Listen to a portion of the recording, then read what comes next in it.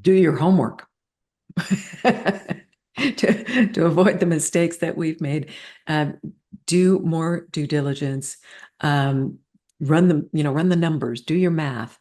If you're starting a new business, you need to do some research to see, is there a market for the product that you want to sell?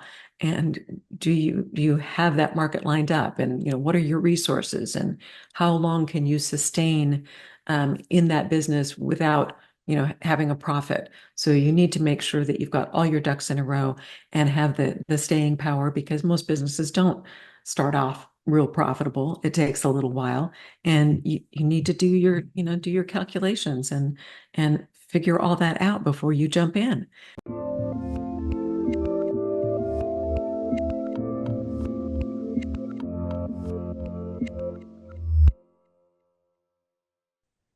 Hey everyone, this is Devin Miller here with another episode of The Inventive Journey.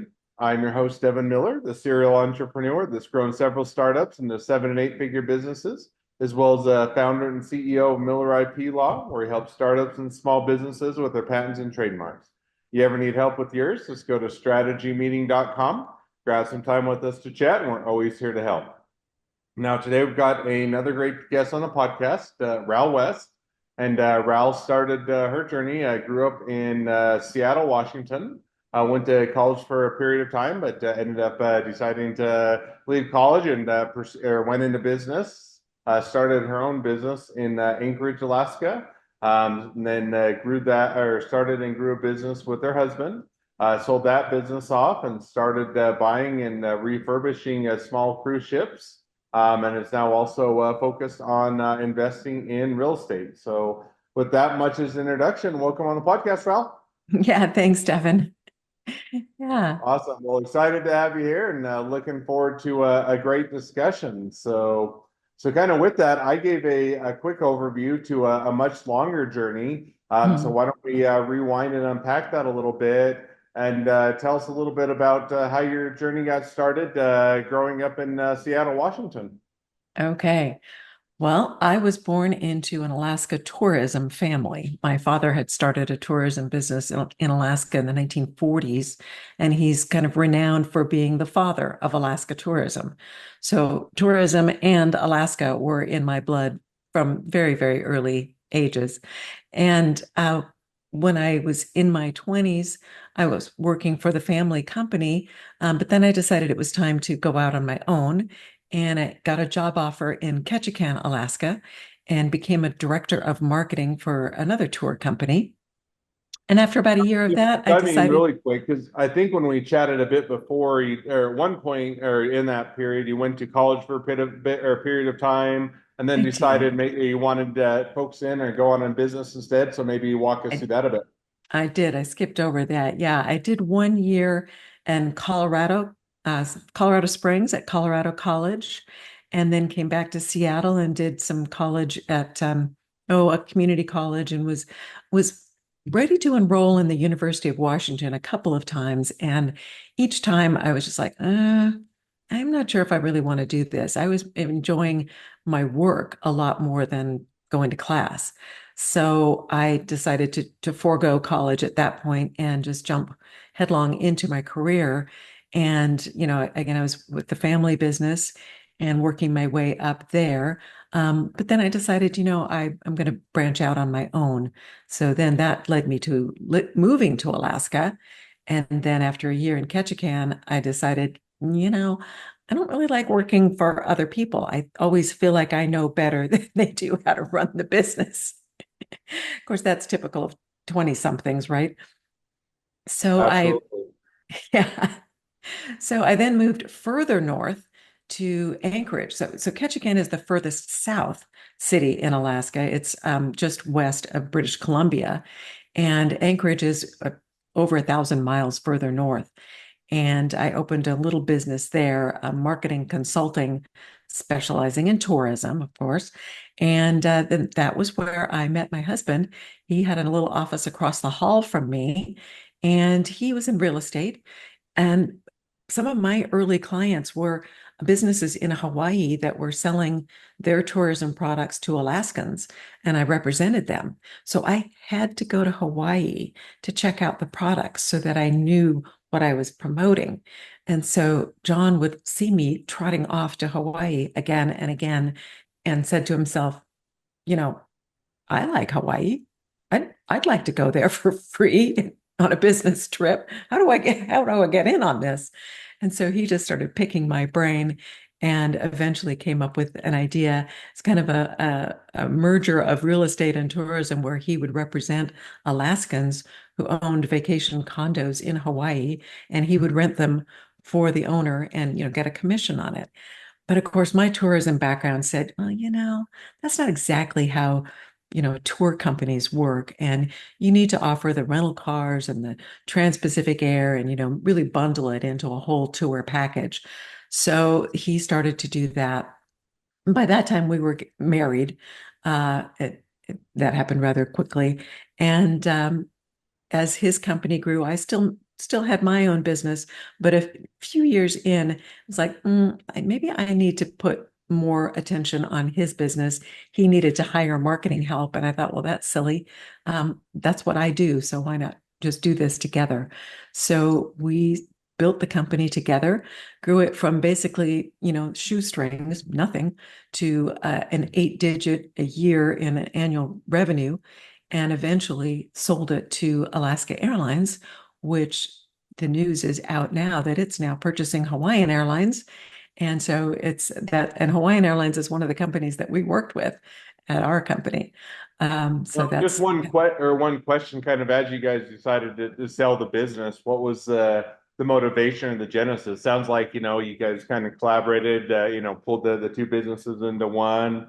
It's yeah. going reasonably well. So, kind of what was the motivation for saying, "Hey, it's time to make an exit or to go in a different direction"? Well, those are good questions. We had run the business for 25 years, and about a dozen years in, we recognized that we were the mom and pop that were up to our eyeballs in day-to-day operations, and we needed to have some time for ourselves and for our growing family. So we learned how to work on the business instead of in it, and develop systems, and work on our team, work on the company culture and grow the business beyond the mom and pop stage. And we had a vision for our life that was not working all the time. We wanted to have a home on Maui and we wanted to have time to play. My husband is a boataholic, so he wanted to have time to play on a boat. So we set a plan in motion back in the 90s to work ourselves out of a job. And we did that. By the end of the 90s, we had hired a chief financial officer and a chief operating officer to take over the day-to-day operations. And we handed them the culture, the infrastructure, the team, everything that they needed. And they took that ball and ran with it and grew the company even more. And the impetus for selling was not only because, we didn't plan on running the business forever, but we also heard through the grapevine, which was it was not a very big secret, that Alaska Airlines was planning to go into the Hawaii market. And we still were pretty small potatoes compared to the big airline. And we knew that we could do a pretty good job of defending our market. We had done it before. We had competed against Northwest Airlines and Hawaiian Airlines, and we won. But we weren't quite sure that we would win against Alaska. And it was also time for us to think about, you know, what else we wanted to do with our lives. So we figured out that we hired an investment banking firm and decided that the best thing to do would be for Alaska to buy us rather than having to win us or win the market through a fair war. Both of us would lose in that kind of a strategy. So we put together a package and they thought it was a good idea. And so they bought the company. No, makes like or sounds like it was a good opportunity to, as you said, kind of work yourself out of a job, but to go or to pursue a direction that or both gives you a new opportunity as well as kind of goes it or allows you to avoid having to compete with those that are probably going to outcompete you. And so you make that exit, you say, okay. had a good run at it, had a good time, and now I'm going to exit, so to speak, or go in a different direction now. Kind of as you did that, how did you decide where you were going to go from there, or kind of what the next venture was for you? Well, most of our friends said, well, you're going to retire now and just go play on Maui, right? And we're like, no, I don't think so. So before the sale went through, we were trying to figure out a way to keep our staff busy. We had an infrastructure, an office, a computerized reservation system, all kinds of things that could be used. And, our team was a family to us. In Hawaiian, they call it ohana, and our ohana was very important to us. So we were trying to figure out another way to keep a business going, even if it wasn't operating charter air service between Alaska and Hawaii, which is primarily what we did with Hawaiian Vacations. Um, so we found out about some small cruise ships that were now bank owned. The company that had operated them was bankrupt, and the bank that had done the loan was sitting on them, and they were tied up to a dock in Seattle. And they were for sale for a very, very cheap price. So we made an offer and we thought, well, we'll just start a small little cruise line and we'll be able to keep our staff and use our reservation system and all of that. And that was a great idea until the bank said no, they would not help us out with the additional steel work that needed to be done on the hulls. The agreed price didn't count on the fact that after we had divers inspect the hulls had degraded over the years of just sitting, and we needed several $100,000 to build them up to Coast Guard standards. And we went back to the bank and said, we need to adjust the price. And they said, no. So we said, okay, well, enjoy holding on to these boats for a while longer then. And they were paying for mortgage and insurance and security and utilities and all of that. It was costing them quite a bit to sit on them. But we thought, well, we're not going to cough up that amount of money so so long. So we ended up shutting down the entire operation in Anchorage, and helping our people find other jobs, et cetera, and exit packages for them that were quite nice. And then about a year after the whole thing was shut down, um, the first bank that owned the boats was taken over by another bank because, that bank failed. And so FDIC assigned their assets to a different bank. And that new banker called my husband and said, are you still interested in those little ships? And he said, no, not really. And he loved what this banker said was, well, I've got a turd in my pocket and it's starting to smell. And where these ships are going to go on the auction block on Friday, and it's going to go to the lowest bidder. And we were just like, oh my God, now what do we do? And anyway, we decided, well, okay, we'll make another run at these. And my husband put in a very low offer, and we got them. So we bought two little cruise ships.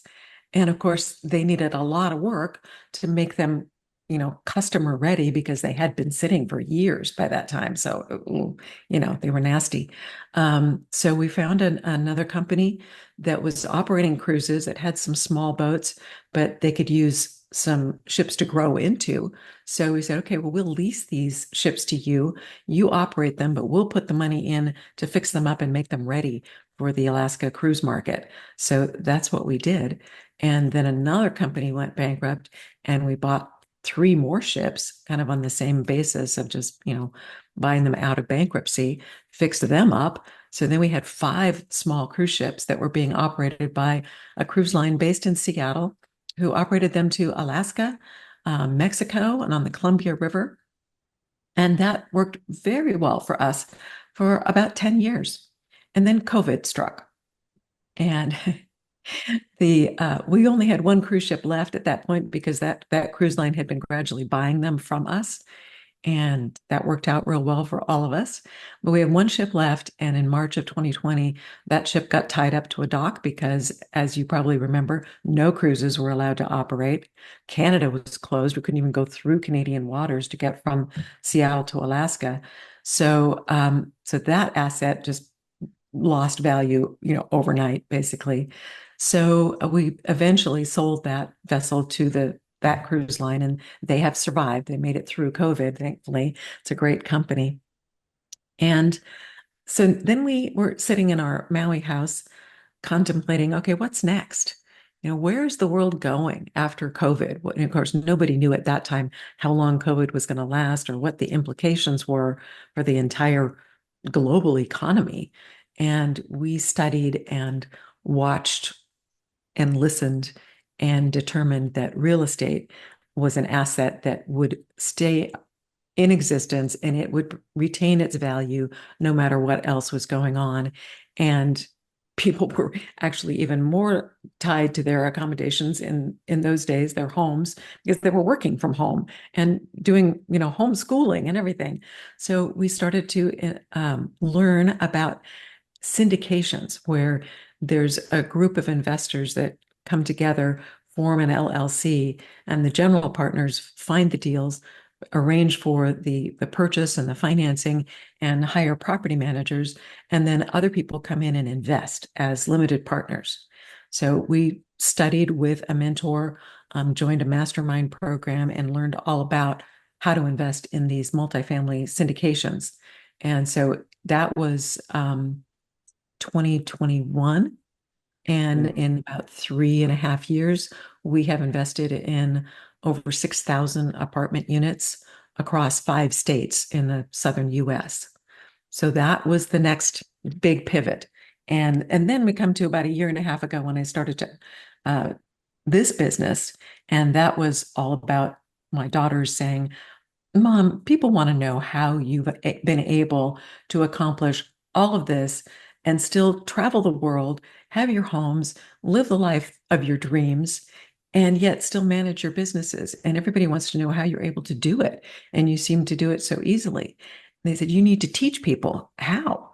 So that's when I started Ral West Living the Dream, because I wanted other people to know how to be able to live the dream and still have the business that they wanted to run. Well, sounds like it's definitely been a great evolution along the way. Now, backing up just a little bit, or kind of expanding on one of the items you hit on. So you had the cruise line industry for a period of time, sold that off again, made the exit, and again, it seems like it was kind of that maybe that tipping point where again your friends could have come to you and says, "Hey, now you can enjoy your retirement, or otherwise, relax." And so, what made you decide to? Rather than take a break or go or to look at or explore retirement to then go into real estate, which you've done for the last 2 or 3 years. Yeah, well, I think I have a personality. You could call it a defect or an attribute, depending on how you want to look at it.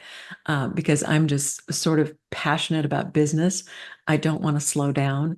I'm certainly at the age where most of our friends are playing golf or pickleball or something, and that just doesn't appeal to me. I love business, and I want to keep going and growing and learning.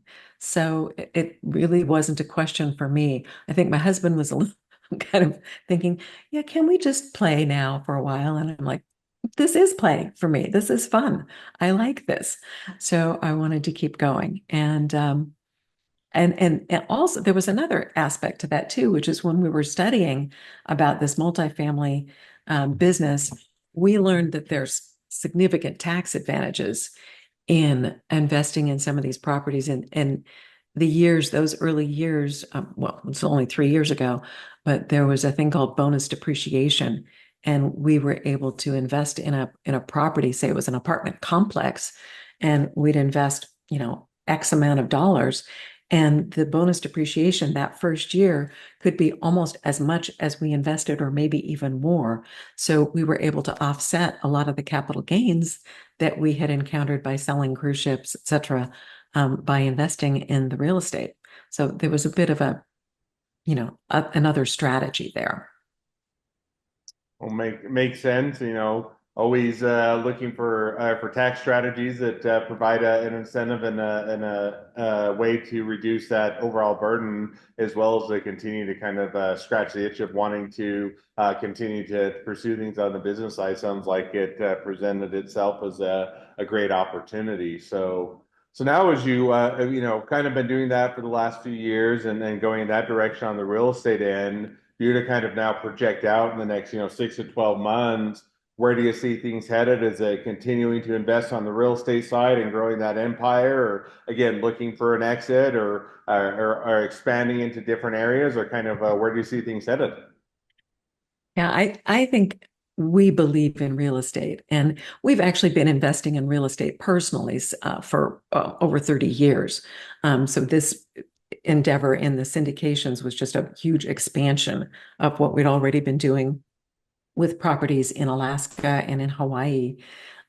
So I think that we will continue to invest in real estate, especially if the interest rates come down, which we're waiting to hear, anytime the feds might decide to turn the corner there. So I think that there's a great future for rental properties, particularly residential apartments, because the cost of buying a home has gotten really cost prohibitive for people with the interest and just the value of real estates. More people are saying, "Oh, I need to rent for a while longer."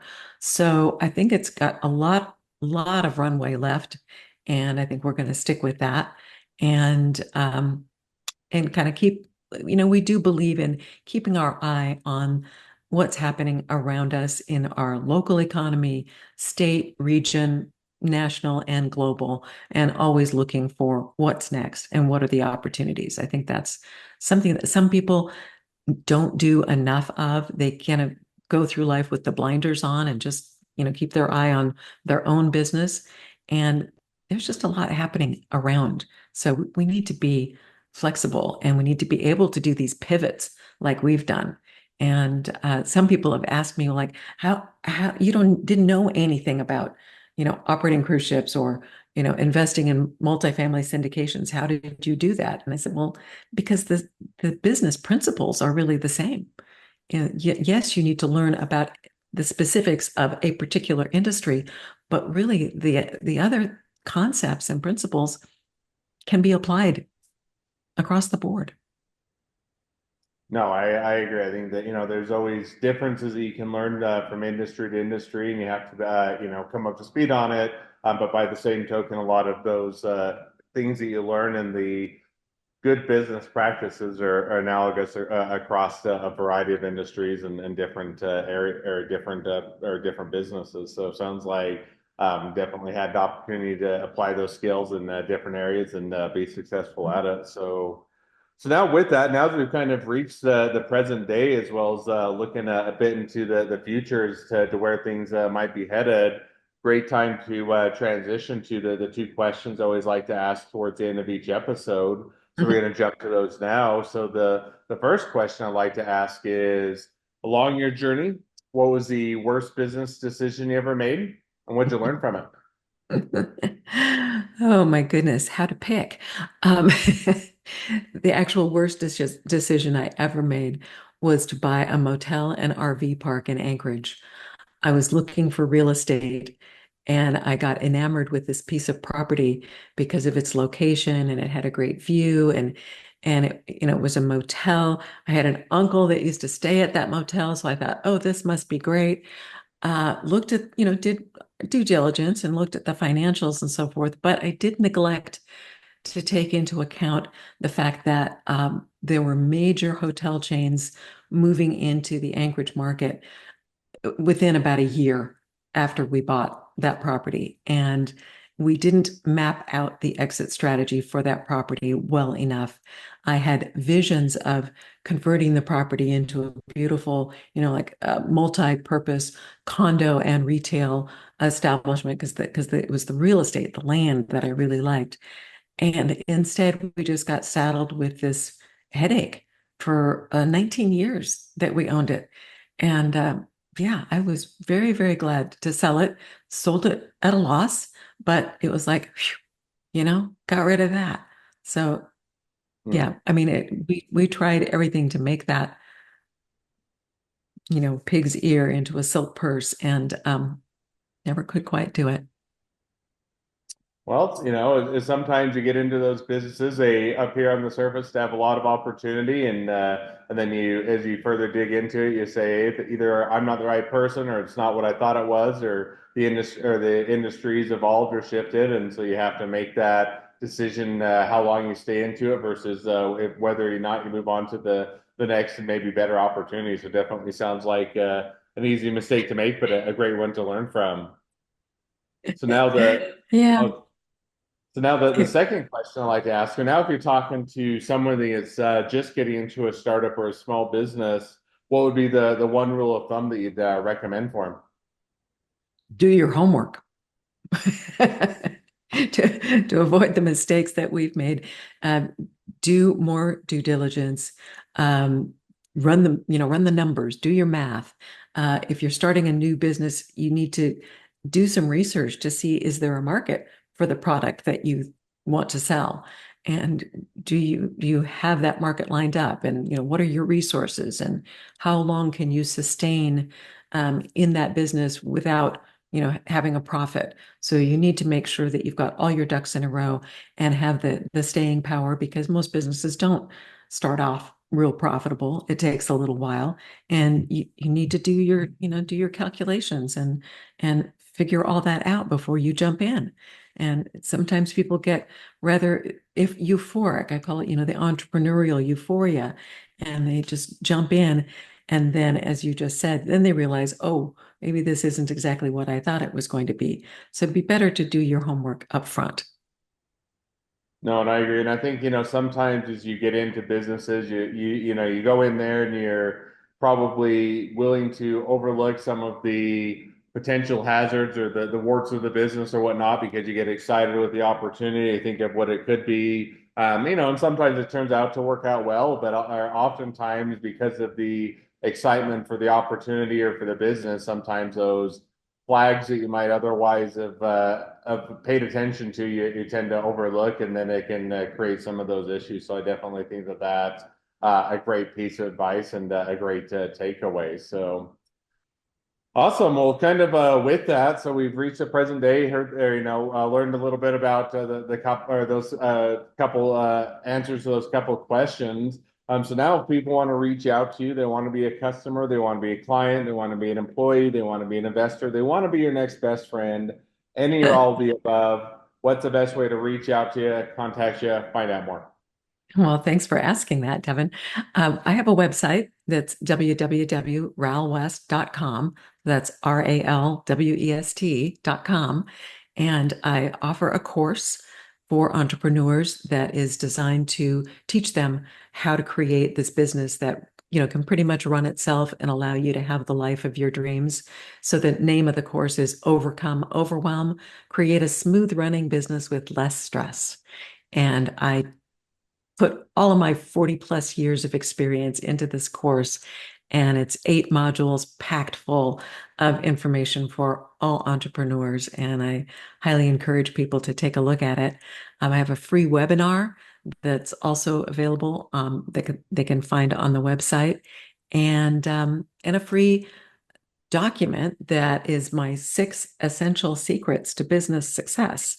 These are the 6 principles that I found were the real game changers for us in terms of making us stand out, shoulders, head and shoulders above other businesses, what made us special and what made us the kind of business that Alaska Airlines would want to buy. And Alaska Airlines hadn't purchased another business for 25 years, and they decided to purchase us. So I feel like that's a feather in our cap. And these 6 principles will guide you to being able to create that kind of business. Awesome. We'll definitely encourage people to reach out, support a great business, make a new connection. If nothing else, make a new best friend. So, with Yeah. that, thank you again, Ralph, for coming on the podcast. It's been a fun. It's been a pleasure. Now, for all of you that are listeners are out there, if you have your own journey to share and you'd like to be a guest on the podcast, we'd love to have you. So just go to inventiveunicorn.com. Apply to be on the show. A couple more things as listeners. Make sure to click share, subscribe, leave us a review. Helps us to reach even more startups and small businesses to help them along their journey to success. And along that note, if along your journey you ever need help with patents or trademarks or anything else with your startup or your small business, just go to strategymeeting.com, grab some time with us to chat, and we are always here to help. Well, thank you again, Ralph, for coming on the podcast, and wish the next leg of your journey even better than the last.